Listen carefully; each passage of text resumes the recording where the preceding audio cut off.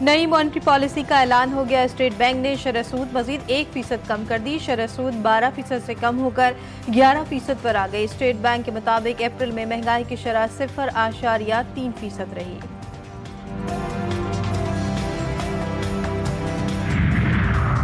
कौमी असम्बली का अहम इजलास अब से कुछ देर बाद शुरू होगा।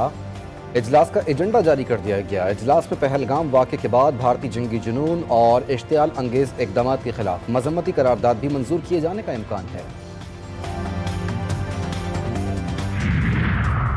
अक़वाम मुत्तहिदा की सलामती काउंसिल का इजलास आज बंद कमरे में होगा। पहलगाम फॉल्स फ्लैग ऑपरेशन और भारतीय साजिशों पर पाकिस्तान का काउंसिल को ब्रीफिंग देने का फैसला। दफ्तर खारजा का एलामिया जारी।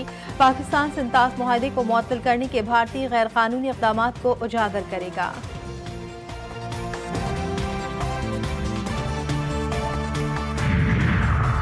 ईरानी वज़ीर ख़ारजा सैयद अब्बास इराक़ची का अहम दौरा पाकिस्तान। ईरानी वज़ीर ख़ारजा के दफ्तर ख़ारजा आमद नायब वज़ीर आज़म और वज़ीर ख़ारजा इसहाक़ डार ने इस्तकबाल किया। अब्बास इराक़ची आज अहम मुलाकातें करेंगे। नायब वज़ीर आज़म इसहाक़ डार और ईरानी वज़ीर ख़ारजा ने मीडिया से बात की। इसहाक़ डार ने कहा कि ईरान से अहम उमूर पर तबादला ख्याल हुआ है। हम मिलकर खित्ते की तरक्की और खुशहाली के लिए काम करेंगे। वाज़ेह रहे कि पहलगाम वाक़े के बाद ईरान ने पाक भारत कशीदगी ख़त्म कराने के लिए सालिसी की पेशकश भी की थी।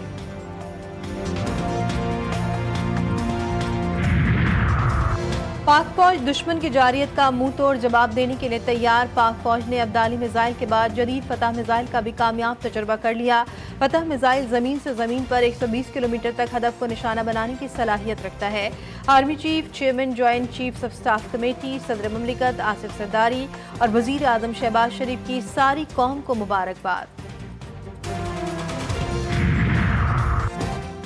पाकिस्तान भारत कशीदगी। न्यूयॉर्क टाइम्स ने army chief general Syed Asim Munir को मर्द आहन करार दे दिया। अमरीकी अखबार ने army chief general Syed Asim Munir के कायदाना किरदार की अहमियत को तस्लीम किया। लिखा, आर्मी चीफ ने पाकिस्तान के वाज़ेह मौक़िफ़ को तश्कील दिया है। जनरल आसिम मुनीर ने दो टोक कहा, भारत की मुहिम जोई का मुंह तोड़ जवाब दिया जाएगा। जनरल आसिम मुनीर का खिताब किसी भी भारतीय हमले का जवाब देने के अज़्म का मुकम्मल इरादा है। पाकिस्तान सब्र और तहम्मुल का मुजाहरा कर रहा है, लेकिन अगर भारत ने कोई एडवेंचर किया तो मुंह तोड़ जवाब देंगे। पहलगाम ड्रामा भारत ने खुद रचाया। नायब वज़ीर आज़म और वज़ीर ख़ारजा इसहाक़ डार का इस्लामाबाद में तकरीब से खिताब। वाज़ेह तौर पर कहा कि भारत ने एक तरफा तौर पर सिंतास मुआहदा मुअत्तल किया, जो आलमी क़वानीन की खिलाफ वर्जी है। भारत एक तरफा तौर पर मुआहदा मुअत्तल नहीं कर सकता। फौजी अदालतों में सिविलियंस के ट्रायल का केस। सुप्रीम कोर्ट आईनी बेंच ने अहम केस का फैसला महफूज कर लिया। जस्टिस अमीनुद्दीन ने कहा कि फैसला इसी हफ्ते सुनाया जाएगा।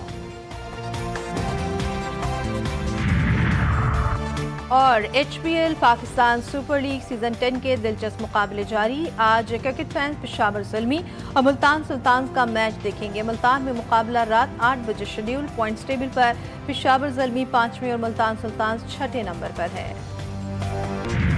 कराची वाले हो जाए तैयार, बारिश होगी लगातार। महकमे मौसमियात ने गर्मी से परेशान कराची वालों के लिए अच्छी खबर सुना दी। शहर कायद में आज से बादलों के बरसने का इम्कान। मौसम का हाल बताने वालों का कहना है कि गरज चमक के साथ बारिश मुतवक्के है। सिंध, पंजाब और खैबर पख्तूनख्वा में बारिशें। इस्लामाबाद में भी बारिश की एंट्री, कहीं हल्की तो कहीं मूसलाधार बारिश से मौसम खुशगवार।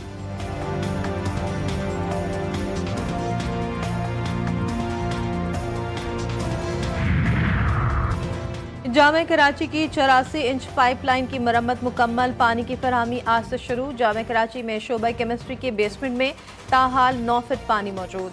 करोड़ों रुपए का नुकसान। असातिज़ा का कहना है कि केमिकल भी तबाह हो गया। 1 से 1.5 साल का स्टॉक मुकम्मल खराब हो गया। वफाकी बजट 2025-26 का इब्तिदाई खाका तैयार। हतमी फैसला IMF मिशन से मुज़ाकरात के बाद होगा। अगले हफ्ते वक्त इस्लामाबाद पहुंचेगा। बजट तखमीने और मैक्रो इकोनॉमिक फ्रेमवर्क शेयर किए जाएंगे। बजट खसारे का होगा। सबसे ज्यादा फंड्स आबी मंसूबों के लिए मुख्तस किए जाने का इम्कान है।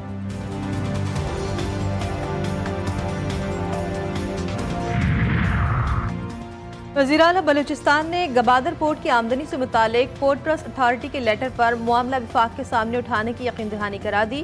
गबादर पोर्ट अथॉरिटी ने वज़ीर-ए-आला को मरासला इरसाल किया था। मरासले के मुताबिक बलूचिस्तान को बंदरगाह की आमदनी में कोई हिस्सा नहीं मिल रहा।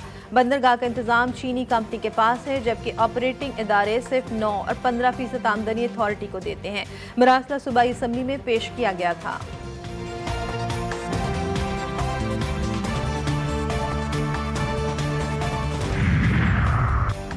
नकल माफिया के सामने बोर्ड का चेयरमैन बेबस, सिर्फ जबानी जमा खर्च। मैट्रिक और इंटर के इम्तिहानात में पेपर आउट हुआ। चेयरमैन FIA को खत तो लिख दिया, मगर वो भी एक नुमाइशी ड्रामा निकला। FIA ने इंक्वायरी की टीम बनाई, चेयरमैन को आगाह भी किया, मगर जब बोर्ड के अपने अफसरान की गर्दन फंसती नजर आई तो साहब ने कदम पीछे हटा लिए। ना कोई ताउन, ना मरासला।